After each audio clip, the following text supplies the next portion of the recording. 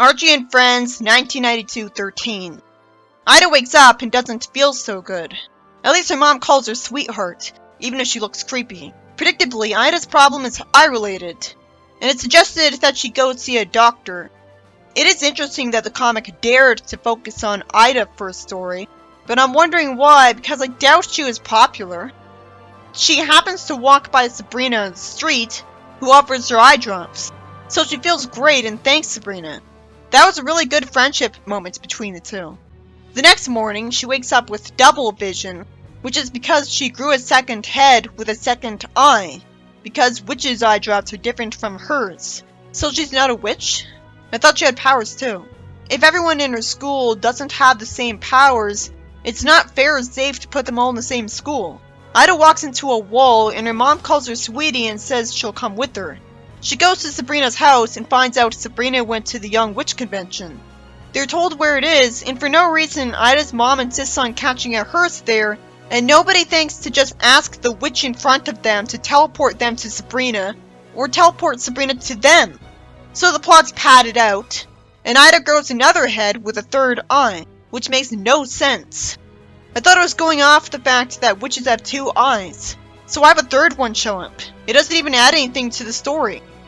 I love that after Ida's mother goes up to Sabrina, the next panel just has a text box saying one explanation later. So it's faster pacing that she doesn't repeat exposition on us. Sabrina gives her a special formula, and I assume that her hand being surrounded by a flash of light means that she's teleporting it to her or something, which explains why she has it right now. She gets thanked for it, and gets given the formula she gave Ida. Ida returns to normal, and Sabrina ends the story by using eye drops, wondering how they could have done that to Ida, and then having only one eye. But she still has a mouth, nose, and freckles, which is good, but confusingly inconsistent. This story is about Ida having eye trouble, getting some eye drops from Sabrina, and growing a second head with another eye because it was meant for witches. But that doesn't make any sense. It would have made sense if instead she got a mouth and nose, but instead she grows a second head with one eye. If she got a mouth and nose, that would have been more based on the fact that it's meant for normal-looking humans. There's no logic in her growing a third head. These are the kinds of sentences Sabrina stories make me say. At least the story was creative and interesting. Of course, it's not very creative to have Ida have eye trouble, but I've never seen this plot before. But that's for good reason. It didn't make any sense. And once again, it's a story where Sabrina does just one spell the whole time.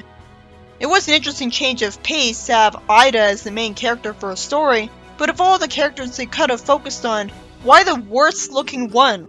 I'm sorry I keep harping on her appearance. She seems like a perfectly nice character, but character designers need to actually care about how the audience would react to their designs, or it'll always be distracting how badly they did. Archie and Friends, 1992-14.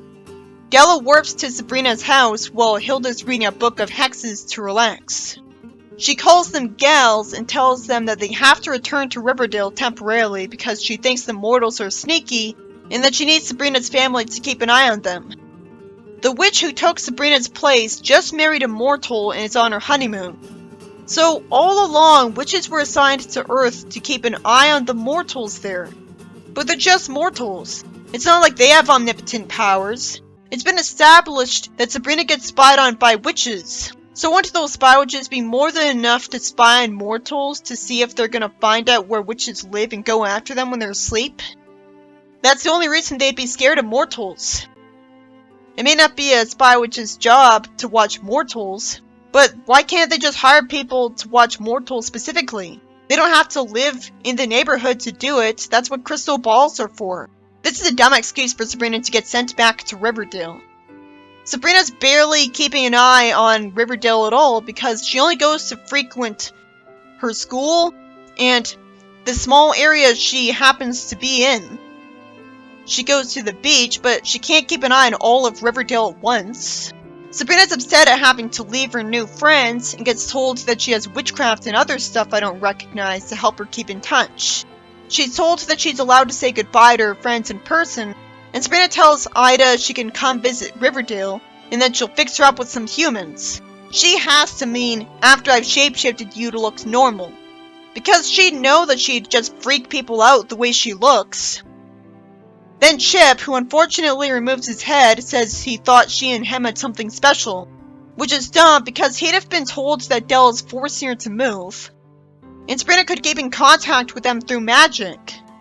Also, why would he think they had something special when she dated Milton on him, right after she dated him? So I thought they broke up. I also don't like that he suddenly got brown hair now. Why did he have to dye it off screen when he looked a lot better before?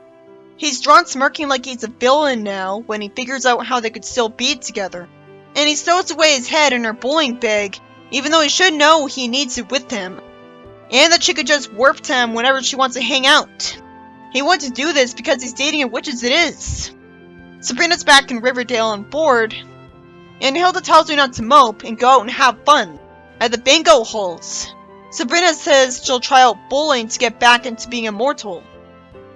Then she sees Chip's head in her bag, and she tells him that it can't be seen like this in the mortal world. He'd know that. He apologizes, as I'm wondering why the hell she doesn't use magic to summon his body here so that he could go bowling too, and she wouldn't have to hide him anymore. Once again, a Gravestone Heights story doesn't have her use her magic. Lucky for him, she forgives him and says he can hang around, and she brings some snacks. But then she finds out that a lady got her bag mixed up with hers and walked away with it. Logically, since she's a witch who's used to impulsively casting spells, she'd just cast a spell to solve this problem. She could freeze time and switch the bags no problem. Instead, she just tells the woman she's got the wrong bag, so she wants to open it. And when she's told not to, she says that nutty teens are always pulling pranks. She screams at seeing Chip's head. Sabrina could have easily used magic so that it wouldn't have gotten to this point. Sabrina lies that it's just her custom bowling ball and bowls with him. The woman says that the youth of today are crazy, and the story surprisingly ends there, with Sabrina apologizing to him. That was an anticlimactic end to the Gravestone Heights stories. It's like the writer didn't even care, it's like he wasn't motivated at all. This story is about Sabrina's boyfriend putting his talking head in her bowling bag on Earth to keep spending time with her, when he should know that he could be spotted, and that his girlfriend's a witch who could teleport to him for dates and call him every day. So that was really dumb. As was Sabrina not instantly using magic to return his body to him, and not using teleportation to switch the bags when they got switched. Dale forcing Sabrina's family to move back to Riverdale had a stupid explanation. It's because the witch keeping an eye on the mortals that took their place is off on her honeymoon, and thus can't spy on mortals anymore. There'd have to be a lot of witches living on Earth in secret to keep an eye on enough of the population in person for her liking, if she gets upset just because of a witch going off on a honeymoon. I thought witches were an extreme minority there. It's a confusing excuse for them to move back there, because I didn't know they had witches on Earth to keep tabs on mortals. Mortals aren't omnipotent like witches, so she's not saying why there's a good reason to spy on them. Witches would just spy on mortals with crystal balls from the other realm. I just realized why the story ending like a typical short comedy story was anticlimactic. We didn't even get to see Sabrina reunite with her friends in Riverdale, like I'd imagine. It just cuts to her back in her old house. Why didn't we see Chip meet Harvey? Not just as a head, either. I wanted to see how their personalities compared, what they'd think of each other. She should have been confronted with the fact that she has to choose between him and Harvey now. It's so easy to forget that in this era, the writers are ignoring Harvey. Realistically, she should stay with Chip, because as a fellow supernatural creature, he's got something in common with her, and she could use magic all she wanted around him, and tell him all about being a witch.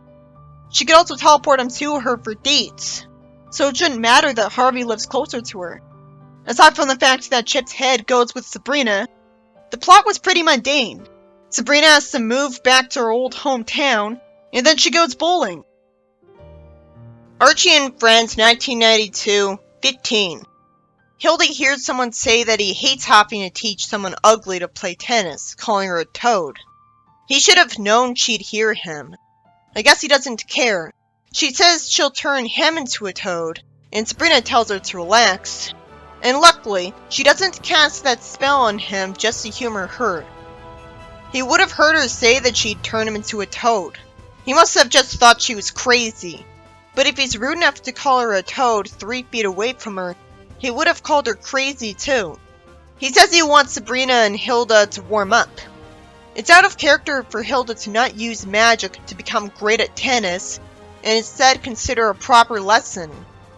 Hilda creates a bonfire and asks how long they should warm up for. She must be trying to freak him out from spite, without caring that she'll make magic too obvious, because nobody would believe him. I wonder if she'll keep doing stuff like this the whole story. But he deserves it, so I'm happy with it. Somehow, all he says in response is put that fire out instead of wondering how it got there so fast. Maybe he assumed she threw matches there, but they'd take longer than that to create a bonfire, and that wouldn't explain the wood. She reaches her arms really far with magic and taps him on the shoulder as a prank, asking how far they're supposed to stretch. He somehow thinks it's just that he needs new glasses. Or did she not actually tap his shoulder? And there's too many tennis balls for the two of them. But Hilda was misbehaving, so I'm fine with this. But Sabrina I feel sorry for. He rudely tells her to shut up and doesn't believe her. She uses magic so that he has to be in her place. He tells her enough and doesn't even question how he got warped somewhere else. He just wonders where all those balls came from. You'd think he'd be scared of her by now. He makes the mistake of saying an idiom, which caused her to, despite Sabrina saying her name, use magic so that he'll see a British flag on the ball, which is funny visual humor. Then she has a funny line, "Would you like me to put some Chinese or Bulgarian on the ball?" He just says, "Never mind." He sure is adjusting to her having supernatural powers fast. Maybe he already knew about witches before this, and knows that if he admits he knows her secret, he'll get his memory erased, or she'll use magic a lot worse against him. Either way, it's impressively brave. He wants to run her ragged, and Hilda says in front of him with no consequences that she doesn't have a broom handy and wants Sabrina's racket. She flies on it to hit the ball with her racket and sends it comically into his mouth. And the story ends with them in the net. Hilda says she thinks he learned something today. The only thing he would have learned is that she's mean and a witch. This was an entertaining story where Hilda uses magic a lot to humiliate a jerk who called her ugly to her face and wants to pelt her with tennis balls and tire her out. What's especially great is that the magic is based on puns off what he says sometimes. He unknowingly sets up a joke, and there's payoff. Archie and Friends 17 Fashion Statement. Why does Hilda suddenly have a big problem with Sabrina's outfit? And why is she asking her if she's going out dressed like that? The only thing different about the way she looks is that she's not wearing the headband and she doesn't have the 70s bob haircut anymore. She acts as if witches have a dress code, and Delo shows up to bitch at her for this.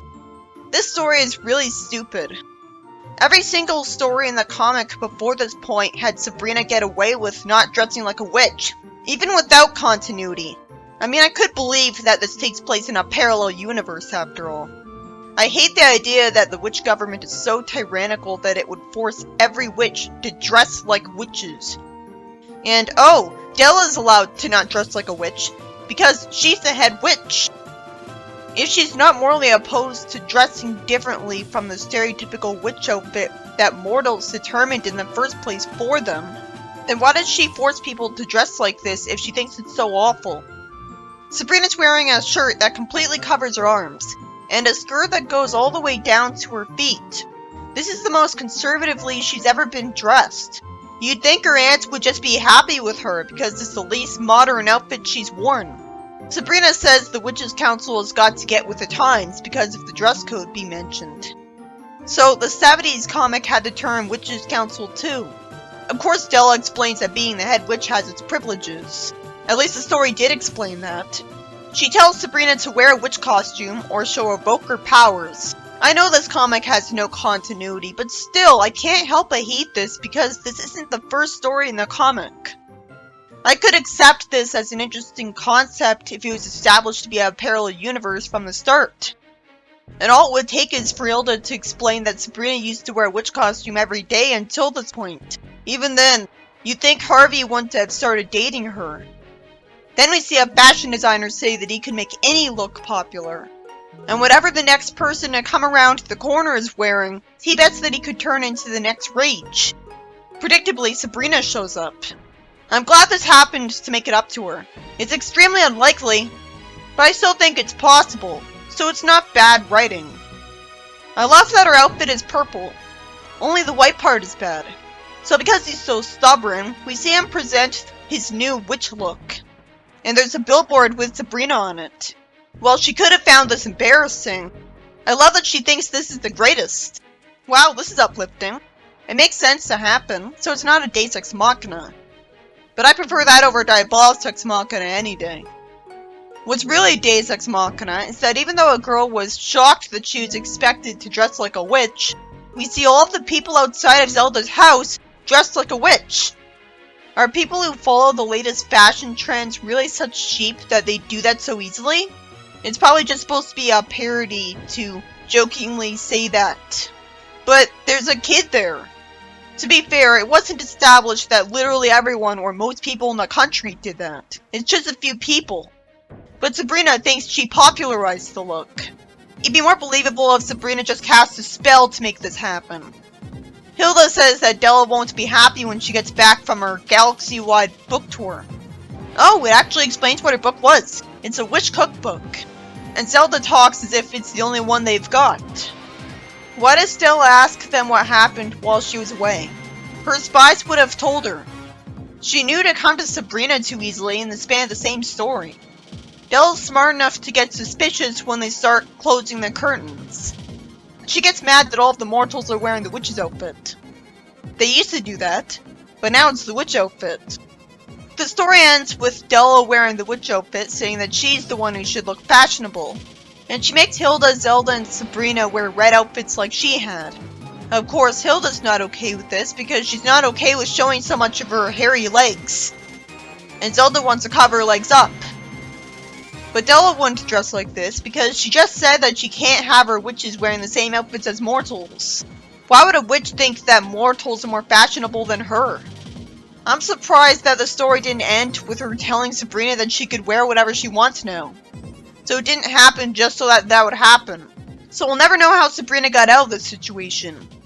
It'd still be embarrassing for her because she's wearing a cape and people would question that. This story was frustrating at first, having Della at her worst. Since when is Sabrina not allowed to dress however she wants? I have to assume this takes place in a different universe from every other story. Okay, fine, but the story needed to establish this. Or say that's a brand new rule, because she's tired of witches wearing whatever they want. I love that Sabrina's witch outfit was purple, so it looked nice. And I didn't see anyone make fun of her outfit to her face. If this was the animated series comic, she would have been forced to go to school like that, and the entire student body would laugh at her for it. Or at the very least, Harvey would complain about it. Instead, a fashion designer brags that he could make any look popular, and because his pride is at stake, he does so with Sabrina. And Della makes Sabrina's aunts dressed like her because she can't have her witches dressed like mortals. And it's a happy ending for Sabrina, but not for her aunts. So this must have been undone from Della arbitrarily changing her mind in the next issue, because of course she'd miss her old outfit. The story wasn't as bad as I thought it would be, but it was still bad. At least Della badgered her on something believable, not wearing the team uniform, instead of on using magic for good.